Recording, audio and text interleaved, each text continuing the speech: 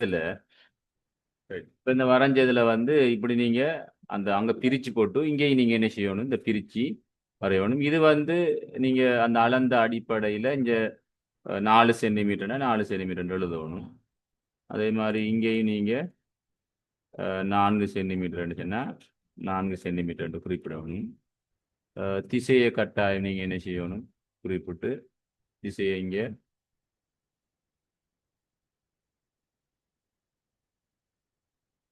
Right.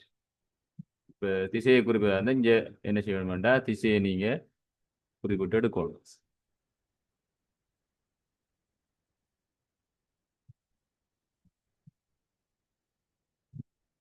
இப்போ இந்த இடத்துல வந்து வடக்கு என்று நீங்க குறிப்பிடுங்க. வடக்கு என்று குறிப்பிடணும். சரியா? இப்போ இதுக்குள்ள வந்து கிரீன் கலர்ல நீங்க நிறம் தீட்டலாம்.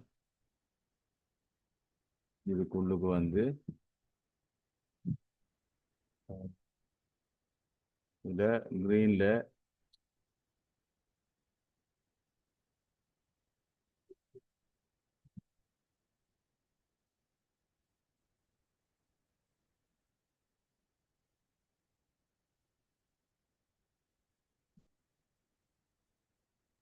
சரியா, இதுக்கு முழுமையாக நீங்க என்ன செய்யணும், நல்ல அழகா நீட்டா கிரீன் கலர் கொடுக்கணும், உரிய நிறம் தீட்டணும். அப்போ எக்ஸாமுக்கு நீங்க கலர் பென்சில் வந்து கொண்டு போக வேணும். சரியா? கலர் பென்சில் கொண்டு போங்க.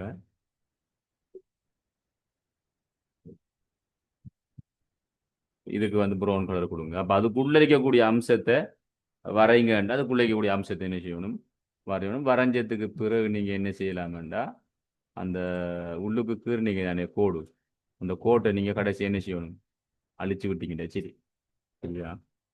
இப்படி ஒரு அமைப்பு உண்டு பாரு. இப்படி நீங்க அதை அளந்து அதை ரெண்டால பெருக்கி எடுத்தீங்கன்னா சரி. இப்போ உதாரணமா 2 சென்டிமீட்டர்ண்டா ரெண்டால பெருக்கினா 4. இப்போ 4 சென்டிமீட்டர் இருந்தால் 4 ரெண்டால பெருக்கி 8. அப்போ 8 சென்டிமீட்டர் வரைய வேண்டி வரும். அப்போ எத்தனை சென்டிமீட்டர் அங்கே இருக்கோ அதை நீங்கள் வரைஞ்சிங்கன்னா சரி. சரிதானே? சரி, இப்படிதான் அந்த பெருப்பித்தல். நேற்று உங்களுக்கு அதுக்கு முதல் வகுப்புலனா 12,500க்கு எப்படி வரைகிறேன்னு சொல்லி பெருப்பிச்சு வரைகிறேனுங்கிறத உங்களுக்கு சொல்லியிருந்தேன். சரியானே? ரைட். இப்போ அடுத்த பகுதியாப்பா. இதில் யாருக்கும் டவுட்டுகள் இருக்கா? இதில் டவுட்டுகள் இருக்கா? இல்லை தானே? ரைட். இப்போ அடுத்த பகுதியை பாருங்க. படப்பகுதியில் வந்து நெற்பயிற்சியை பரம்பலை தீர்மானிக்கும் பௌதிக காரணிகள் ரெண்டினை விளக்குக. படத்துல வந்து நெற்பயிற்சியை தீர்மானிக்கிற பௌதிக காரணிகள் என்ன என்ன காரணிகள் இருக்கு? இங்க பாருங்க படத்தை. பொதுவாக நெற்பயிற்சிக்கு என்ன தேவைங்கிறத நீங்க யோசிங்க. நீர் தேவை. எனவே நீர்வளம் வந்து இங்க படப்பகுதியில அதிக அளவு காணப்படுது. ஏனென்றா படத்துடைய மத்திய பகுதியில நீர்பிரி மேடு இருக்கு, உயரமான மலை இருக்குது. அந்த மலையிலிருந்து நாலா பக்கமும் நீரை பிரித்து விடக்கூடிய நீர்பிரி மேடு காணப்படுது. அங்கிருந்து தலையருவிகளும் விளையருவிகளும் தாழ்நிலத்தை நோக்கி செல்றதினால அந்த தாழ்நிலத்துல வந்து செய்கை பண்ணப்படுகின்ற பயிர்ச்செய்கைக்கு நீர் வந்து இலகுவாக என்ன செய்யப்படுது, பெற்றுக்கொள்ளப்படுது. அப்ப படத்தினுடைய கிழக்கு பகுதியில செய்யப்படுற பயிற்சியைக்கும் நீர் பெற்றுக்கொள்ளப்படுது. படத்தினுடைய மேற்கு பகுதியில் இருக்கக்கூடிய வீட்டுத்தோட நெற்பயிற்சியைக்கும் நீர் என்ன செய்யப்படுது, பெற்றுக்கொள்ளப்படுது. அப்ப அந்த அருவிகள், தலையருவிகள், விளையருவிகள், நீர்பிரிமாடெல்லாம் இங்க நீரை வழங்கக்கூடிய ஒரு பிரதான ஒன்றாக காணப்படுது. அடுத்து சமவெளி நிலம். படப்பிரதேசத்துல வந்து தாழ்நில பகுதி, அதாவது படத்துடைய கிழக்கு பகுதியும் அதே மாதிரி படத்தினுடைய மேற்கு பகுதியும் தாழ்வான பகுதிகளாக உள்ளன. இந்த சமவெளி பகுதிகளில் நெற்பயிற்சிக்கு பொருத்தமான மண் வளம் இருப்பதனால அதிக அளவு வந்து என்ன செய்யப்பட்டிருக்குது, நெற்பயிற்சிகை செய்கை பண்ணப்பட்டிருக்கு. அப்ப அந்த பகுதியில் இருக்கக்கூடிய நதிகள், நதிக்கரை ஓரங்கள், அந்த நதிக்கரை ஓரங்கள் இருக்கக்கூடிய சமவெளி நிலங்கள் வந்து பயிற்சிகைக்கு வந்து மிகவும் உகந்த ஒன்றாக காணப்படுதுங்கிற விஷயத்தை நாம சொல்லக்கூடியதாக இருக்கும். சரிதானே? அதே மாதிரி வேற என்ன காரணிகள் வந்து இங்க செல்வாக்கு செலுத்தக்கூடிய மாதிரி இருக்கும்? ஒரு பயிற்சிகையில செல்வாக்கு செலுத்துற காரணியில் என்ன? 2 காரணி சொல்லிக்கிறேன். 2 காரணி தான் கேட்டிருக்காங்க.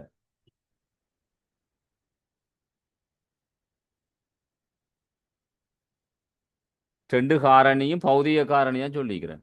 ஒன்று நீர்வளம், இன்னொன்று சமவெளி தரை தோற்றம். இன்னொரு காரணி மானுட காரணிகளும் பயிற்சியில செல்வாக்கு செலுத்தும் தானே. இப்ப குடியிருப்புகள், உட்கட்டமைப்பு வசதிகள், சரியானே. அதே மாதிரி வீதி போக்குவரத்துக்கள், இதுகளும் ஒரு பயிற்சிகையில வந்து செல்வாக்கு செலுத்தக்கூடிய காரணிகளாக இருக்கும். சரியா? எனவே பயிற்சிகையில செல்வாக்கு செலுத்துகின்ற காரணிகள்ங்கிற அடிப்படையில நீங்க அந்த விடயங்களை குறிப்பிட்டீங்கன்னா சரி. இப்ப அடுத்தது வந்து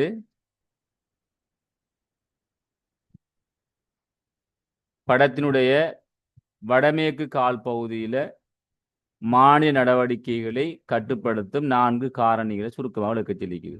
வடமேற்கு காட்பகுதி, வடமேற்கு காட்பகுதி என்றால் இது இந்த பகுதியை கட்டுரைக்குது.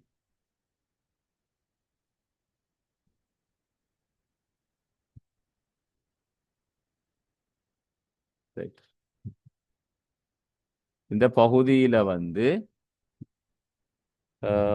அதாவது மானுட நடவடிக்கைகளை கட்டுப்படுத்துற காரணி சம்பந்தமாக கேள்வி கேட்டிருக்காங்க. என்னென்ன காரணிகள் சொல்லுங்க பாபு. உயரமான மலைத்தொடர்கள் இருக்கிறது. மலைத்தொடர் வந்து உயரமா இருக்குது. ரைட். வேற உட்கட்டமைப்பு வசதிகள் குறைவாக காணப்படுறது. உட்கட்டமைப்பு வசதிகள் குறைவாக இருக்குது.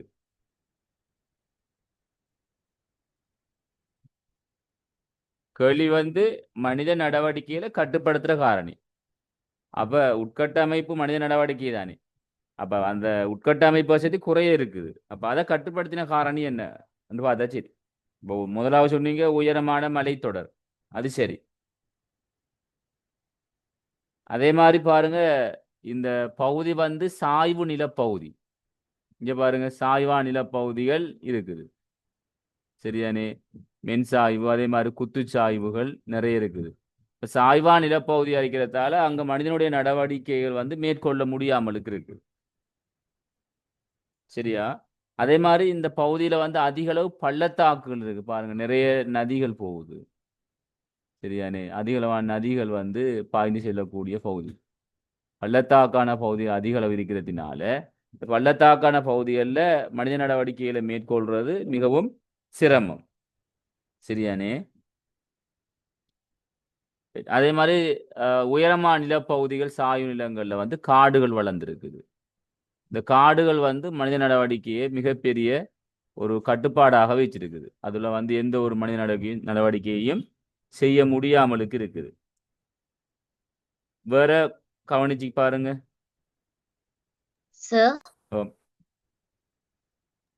இப்ப மலைத்தொடர்கள், உயரமான மலைத்தொடர்கள் இருக்கிறங்கிறதுக்கு கீழே பாயிண்ட்ஸ் கீழே அதுக்கு வந்துகிட்டு இப்ப குத்துச்சாய்வு, குழிவுச்சாய்வு அந்த மாதிரியே லீக்கிறத செல்லையிலும் தானே. சொல்லலாம்.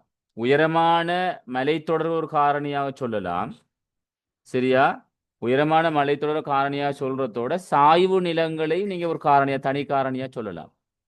குத்துச்சாய்வான நிலம், அதே மாதிரி பள்ளத்தாக்கான நிலப்பகுதிகள் காணப்படுறதால மனித நடவடிக்கைகள் வந்து அங்க கட்டுப்படுத்தப்பட்டிருக்குது என்கிற விஷயத்தை நீங்க சொல்ல. சார், அப்போ உயரமான மலைத்தொடர்கள் இருக்கேன்டா அதுக்கு கீழே நம்ம பாயிண்ட்ஸ் எழுதும் போது அங்க எவ்வளவு உயரமான மலைத்தொடர் இருக்கிறதுங்கிறது மட்டும்தானே எழுதணும். உயரமான மலைத்தொடர்கள் இருக்கே என்று சொல்லக்குள்ள நீங்க எத்தனை மீட்டர் உயரம்ங்கிறத நீங்க விவரத்துல சொல்லலாம். இப்ப சில நேரங்கள்ல இதுல சமோயர கோட்டு பெருமதிகளை நீங்க கண்டு கொண்டீங்கன்னு சொன்னா அதை குறிப்பிடலாம். இப்ப இதுல நான் ஜூம் பண்ணி காட்டுறேன் பாருங்க. இந்த பகுதியில வந்து உங்களுக்கு சமோயர கோட்டு பெருமதிகளை கண்டு அதை குறிப்பிடுற அளவுக்கு இருக்காண்டு பார்க்கணும். அப்படி பார்க்கக்கூடிய மாதிரி இருந்தா நீங்க அதை சொல்லலாம். இங்க பாருங்க, இந்த இடத்துல 1500 இருக்குது. அந்த 1500க்கு மேற்பட்ட பகுதி தான் இது, இந்த மலைப்பகுதி. சரியானே. அப்ப நீங்க அதை அப்படி குறிப்பிட்டு சொல்லேலும். ஆனா இங்க பாருங்க, இந்த இடத்துல அதுல பெருமதி வேற ஒரு பெருமதி ஒன்று காட்டுது. இந்த சரியா 3500 காட்டுது. அப்ப 3500 காட்டப்படுறதால நீங்க 3500க்கு மேற்பட்ட நிலப்பகுதி என்று சொல்லலாம். மேற்பட்ட நிலப்பகுதி என்று சொன்னா சரி. சரி, அப்ப நீங்க விவரிக்கக்குள்ள வந்து உயரமான மலைத்தொடர்கள் காணப்படுகின்றன. அவ்வாறு காணப்படுவதனால் மனித நடவடிக்கைகள் மேற்கொள்வதில் சிரமமான நிலப்பகுதியாகும். சுமார் 3500 மீட்டருக்கு மேற்பட்ட உயரமான மலைகளாக காணப்படுது. இந்த பிரதேசத்தில் வந்து விவசாயம், அதே மாதிரி போக்குவரத்து, பயிற்சி, போக்குவரத்து, குடியிருப்புகள் போன்ற மனித நடவடிக்கைகளை மேற்கொள்வது சிரமமாக உள்ளது. எனவே மனித நடவடிக்கைகளை கட்டுப்படுத்தி இருக்குது உயரமான மலைகள் சொல்லலாம். சாய்வு நிலங்களை நீங்க தனியே சொல்லக்குள்ள இப்ப வடமேற்கு பகுதியில் அதிக அளவு சாய்வான நிலப்பகுதிகள் காணப்படுவதனால் போக்குவரத்து, பயிற்சிகை, குடியிருப்புகள் போன்றவற்றை மேற்கொள்வது சிரமமாக இருக்கும். ஏனெனில் குத்துச்சாய்வான பகுதி அதிக அளவு காணப்படுகின்ற பொழுது மண் சரிவுகள் அதிக அளவு ஏற்பட வாய்ப்புகள் உள்ளதனால் அதிக அளவு மனித நடவடிக்கைகள் கட்டுப்படுத்தப்பட்டிருக்குதுங்கிற விஷயத்தை நாம் அதில் சொல்லும். அதே மாதிரி காடுகள் வந்து மனித நடவடிக்கையை கட்டுப்படுத்திக்கின்னு நீங்க சொல்ற நேரம் உயரமான மலைப்பகுதிகளில் வந்து காடுகள் காணப்படுகின்றன. அங்கே வந்து குடியிருப்புகளையோ கைத்தொழில்களையோ பயிற்சி நடவடிக்கைகளை மேற்கொள்ள தடையாக காணப்படுது. காடுகளை அழித்து அப்பிரதேசத்தில் வந்து மனித நடவடிக்கைகளை மேற்கொள்வது தடை செய்யப்பட்டிருப்பதனாலையும் இது கட்டுப்படுத்தி இருக்குதுங்கிற விஷயத்தை நாம இன்னைக்கு சொல்லலாம். சரிதானே? இப்படியான விஷயங்களை சொல்லலும். அடுத்தது வந்து இந்த பகுதியில வந்து எப்படி இருந்துச்சுன்னா, இந்த படப்பகுதியில பாருங்க, அதிக அளவு வந்து இந்த தென்மேற்கு பகுதியில தான் அதிக அளவு குடியிருப்புகள் இருக்கு, பொது சேவைகளும் இருக்குது. எனவே இந்த பிரதேசத்திலிருந்து இந்த தென்மேற்கு பகுதிக்கு வாரத்துக்கான தூரம் கூட. அப்ப அப்படி தூரம் கூடுதலாக இருக்கிறதுனாலையும் இந்த பகுதியில வந்து மனித நடவடிக்கைகள் மிக குறைவா இருக்கு. ஏன்னா இங்க வந்து ஒரே ஒரு பாதை அமைப்பு தான் பெரும்பாலும் இருக்கு, பிரதான வீதி. அப்ப சேவைகளை அடைந்து கொள்றது, இங்க இருக்கக்கூடிய சேவைகளைத்தானே இங்க உள்ள மக்கள் அடையணும். அப்ப அவங்க வந்து அடைஞ்சு கொள்ற தூரம் கூடத்தானே. அதை வச்சு நீங்க சொல்லலாம். சரியா? அப்ப தூரம் கூட இருக்கிறதுனால அந்த பிரதேசத்துல மக்கள் வந்து அத நிலப்பயன்பாடு அல்லது மனித நடவடிக்கைகளை மேற்கொள்ளலங்கிற விஷயத்தை நீங்க சொல்லும். சரியானே? வேற இதுகள் இருக்கா?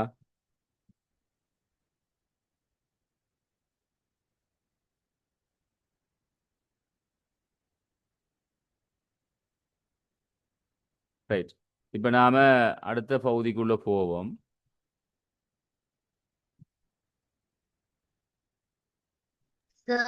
ரைட். 2020ஆம் ஆண்ட பாவம் சொல்லுங்க.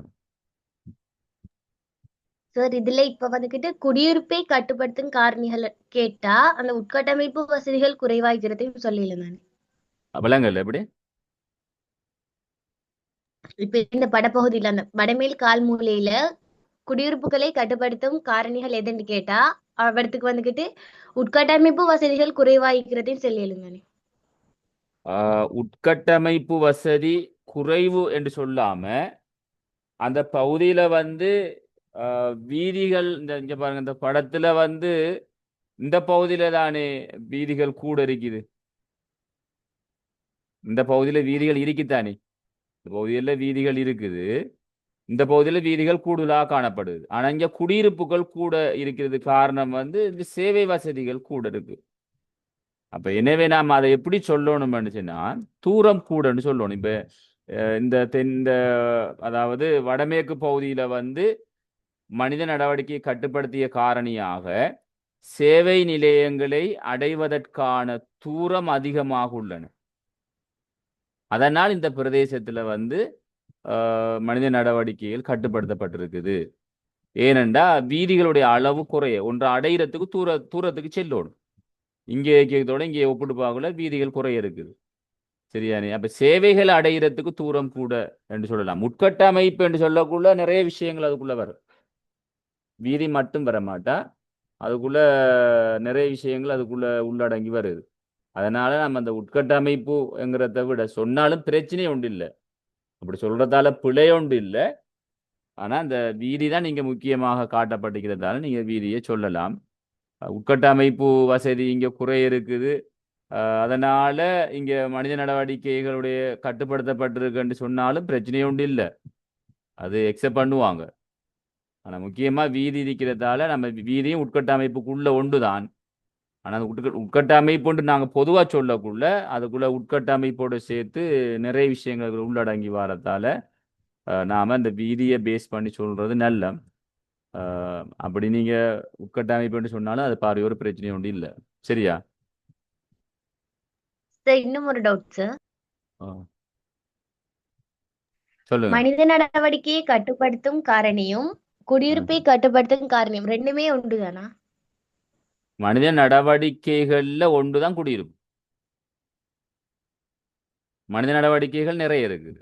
இப்போ குடியிருப்பு, பயிர் செய்கை, போக்குவரத்து, கைத்தொழில், இது எல்லாமே சேர்த்துத்தான் மனித நடவடிக்கை. அதுல ஒன்றுதான் குடியிருப்பு. அப்ப மனித நடவடிக்கையை கட்டுப்படுத்தும் காரணி என்று சொல்லக்குள்ள நீங்க ஒட்டுமொத்தமா இனி சொன்ன அந்த போக்குவரத்து, குடியிருப்பு, அதே மாதிரி என்ன கைத்தொழில், இது எல்லாத்தையும் சேர்த்து தான் சொல்லணும். குடியிருப்பு வரக்குள்ள அதை மட்டும் தனியே நீங்க என்ன செய்யணும், குறிப்பிட வேணும். ஒரு 1 மினிட் வெயிட் பண்ணுங்க.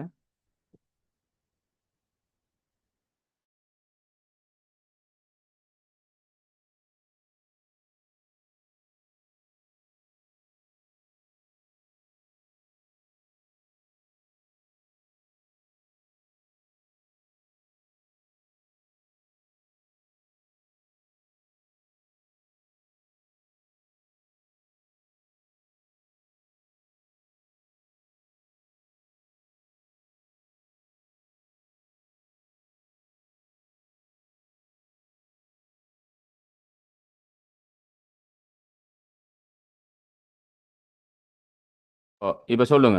வேற டவுட் இருக்கா?